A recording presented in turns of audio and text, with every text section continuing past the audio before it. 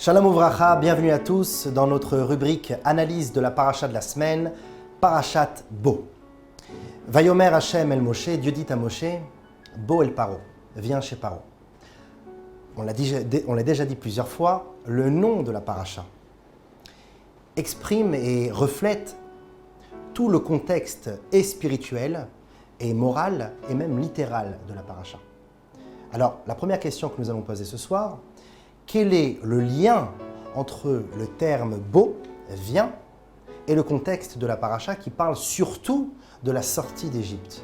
Sortir, venir, bo vient, Yetziat Mitzrayim, sortir a priori contradictoire, nous allons le voir. Et deuxièmement, deuxième question très importante, qui est en réalité une suite de questions. La parashat Bo, comme on l'a dit, parle essentiellement de la sortie d'Égypte. Alors que, lorsque Dieu dit à Moïse de venir chez Pharaon, c'est assez étrange car on voit ici comme une sorte de soumission de Moïse face à Pharaon. Il vient chez lui, il lui demande, il s'abaisse pour encore une fois le convaincre et le supplier de faire sortir le peuple juif. Cela aurait été plus présentable de parler de cette soumission, entre guillemets, de cette approche de Moïse face à Pharaon, dans la paracha de Vaïra, où nous voyons déjà les 7 premières plaies. Dans la paracha de Bo de cette semaine, nous voyons les 3 dernières plaies. Et ensuite, nous parlons de la sortie d'Égypte. Il aurait été préférable de prendre le sujet des 3 dernières plaies et de les mettre dans la paracha dernière. Enfin, afin que la paracha de Vaïra de la semaine dernière soit remplie des 10 plaies. Toutes ces étapes et ces niveaux, Moïse demande, se soumet, accepte, punition, regret, etc. Paracha de Vaïra, on verra. Et la paracha de Bo, cette semaine, aurait dû être une libération complète, une expansion de la Kedusha, de la sainteté sur l'impureté, et la libération, bien sûr, des Juifs physiques de l'Égypte. Donc, premièrement, le nom de la paracha, Bo, vient chez Pharaon, qui exprime une sorte de soumission face à Pharaon, est contradictoire avec le sens général de la paracha, qui est la sortie d'Égypte, qui est la force de la pureté sur l'impureté.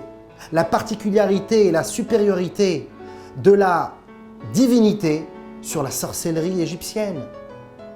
Donc, quel est ce sens de faire la paracha de Bo avec les 3 dernières plaies et ensuite parler de la sortie d'Égypte? Pourquoi cette soumission? Ce n'est pas assez clair. La réponse se trouve dans l'un des plus grands livres de notre histoire. On appelle cela le livre du mysticisme juif, mais en réalité, c'est le livre de la profondeur de la Torah. Le Sod, le secret.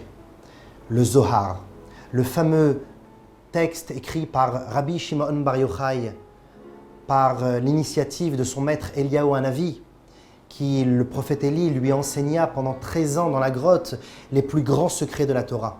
Et dans le Zohar, dans la deuxième partie de ce livre, le chapitre 34, verset 1, nous dit la chose suivante. Ma ketiv bo el Paro.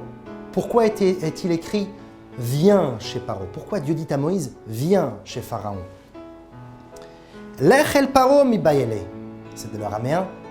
Le Zohar nous dit il aurait été préférable de dire « Va chez Pharaon, sors chez Pharaon. Allez Moïse, c'est toi l'émissaire, va voir Pharaon. » Le Zohar de répondre « Ela de aïle kutchabrichu adrin batar adrin. » En réalité, Akadosh Baruch Hu a voulu en quelque sorte être lui-même l'émissaire, lui-même le représentant pour ces dernières 3 plaies que nous voyons dans la paracha de Bo et demande à Moïse de l'accompagner.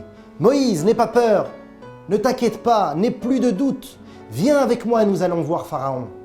Car, n'oublions pas, Pharaon n'était pas seulement un empereur, un roi, qui plus est se moquait de son peuple en disant qu'il était un dieu, en disant qu'il ne faisait pas ses besoins. Mais tout le monde sait qu'il allait faire ses besoins le matin dans le Nil lorsque personne ne le voyait. Mais ce n'était pas seulement cela. Pharaon était un sorcier réel. C'était quelqu'un qui avait acquis de grandes connaissances dans les sciences obscures.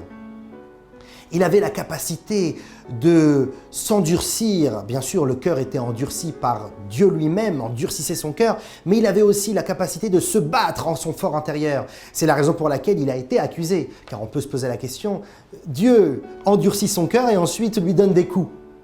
Ce n'est pas très juste. Mais en réalité, il lui-même endurcissait son cœur aussi. C'est-à-dire qu'il se laissait faire. Il avait le choix de repousser l'endurcissement de Dieu et pourtant il le faisait encore plus monter en son cœur. Pharaon avait des capacités bien plus fortes que nous l'imaginons. Et pour ce faire, il fallait que Dieu, pour briser ses forces, il fallait que Dieu lui-même vienne voir Pharaon et se fasse accompagner de Moïse, son serviteur, et de surcroît son élève, et montre à Pharaon que on peut le déstabiliser de l'intérieur très profondément. Et c'est pour ça que le Zohar de dire « Adrin batar adrin » chambre dans une chambre, dans les plus profondeurs de son esprit. On parle ici de chambre physique, bien sûr de son palais, mais on parle aussi de chambre spirituelle, de chambre morale, de chambre psychique. C'est-à-dire que Akadosh Baruch Hu invitait Moïse à rentrer dans les plus grandes profondeurs de l'obscurité de Pharaon et là-bas transformer toute son entité pour le faire devenir à la fin un homme qui dise oui, qui dise je laisse partir votre peuple et ça vient de ma propre force d'impureté. L'impureté dit oui à la pureté. Et c'est pour ça que Dieu dit à Moïse viens avec moi car c'est seulement moi qui peux faire ce genre de choses. Déstabiliser depuis l'intérieur. Mais comme depuis le don de la Torah, nous avons tous des forces, et comme nous l'avons dit souvent dans nos cours, et ces forces se nomment le Moïse qui se trouve en chacun de nous, ou la Neshama que nous avons acquis au don de la Torah, eh bien nous sommes tous en nous ce Moshe, et enfin cette Neshama qui est la parcelle divine en nous, et cette parcelle divine qui dit à notre Moshe, à notre Neshama, affaibli par toute cette matérialité, il lui dit « Ne t'inquiète pas, viens avec moi, je vais te montrer qu'on peut déstabiliser les choses. » Mais pour ce faire, il faut aller dans l'intérieur des choses. Une personne qui se limite à travailler, à retrouver sa famille, à faire tourner son foyer. Bien sûr, il fait ce qu'il faut faire. Mais est-ce qu'il vit? Est-ce qu'il intériorise la chose? Est-ce qu'il imprègne la chose avec tous ces éléments internes et physiques et ces éléments psychiques, ces éléments intellectuels, de s'approfondir? On appelle ça la concentration. Même un éboueur, si on peut dire ainsi, même un éboueur devrait, par le travail qu'il fait, se concentrer afin de véritablement pratiquer, exercer son travail de la meilleure manière. Ce n'est pas parce qu'il fait un travail qui est peut-être dérisoire et rabaissant qu'il doit se laisser aller. S'il le fait, il doit le faire bien, se concentrer, rentrer à l'intérieur des choses. Et cette force-là nous a été donnée par Dieu à partir du don de la Torah, grâce au Moïse qui est en nous et grâce à la divinité qui est en nous. Mais avant le Matan Torah, il n'y avait que Dieu qui pouvait le faire. Et c'est pour ça qu'il dit à Moïse, il lui dit « Viens avec moi ». À la lumière de ce que nous venons d'apprendre, une autre petite question se pose.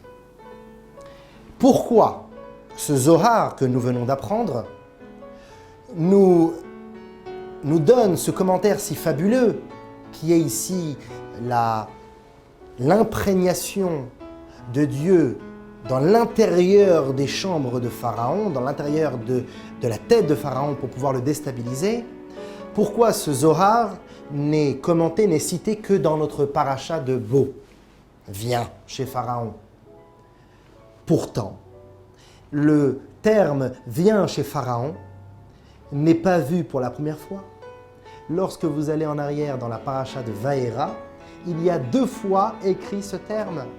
Une fois, il est écrit « Bo el paro vedibarta elav » Dieu dit à Moïse « Viens chez Pharaon et parle-lui » tu lui parleras ainsi. Et un autre endroit où il est écrit « Bo el paro ve'amarta elav » Viens chez Pharaon et tu lui diras. Donc le fait de venir chez Pharaon, avec moi, dit Dieu, viens Moïse avec moi chez Pharaon, l'a déjà été fait, on l'a déjà fait dans la paracha de Vaïra. Alors pourquoi cette paracha de Bo est si particulière à tel point que c'est ici que le commentaire du Zohar a lieu pour nous dire que c'est là où Dieu dit à Moïse, viens accompagne-moi, je vais le déstabiliser. On l'a déjà vu avant. En réalité là-bas c'était différent. Pourquoi ? Parce que dans la paracha de Vaïra, il est écrit, viens chez Pharaon et tu lui parleras. Il y aura une conséquence à cela. Tu seras aussi mon accompagnateur. Et il y a une raison, une logique. Viens chez Pharaon et tu lui diras. Mais là, dans notre paracha, il est écrit Vayomer Hashem el Moshe, Bo el Paro. Dieu dit à Moïse, viens chez Pharaon, point à la ligne. Viens chez Pharaon et c'est tout. Ni tu vas lui parler, ni tu vas discuter avec lui. Viens avec moi et apprends, imprègne-toi de mes enseignements. Tu vas voir ce que j'arrive à lui faire. Et comme on l'a déjà vu plusieurs fois, puisque Dieu est un grand maître et un enseignant qui nous donne des chemins à suivre, ce qu'il fait, ce qu'il agit, ce qu'il exécute, nous pouvons le faire. C'est pour ça, comme on l'a dit au début, depuis le don de la Torah, nous avons cette force du Moïse intérieur et du divin intérieur afin de venir chez Pharaon, le Pharaon de tous les siècles, et de le déstabiliser, le Yetzer Hara.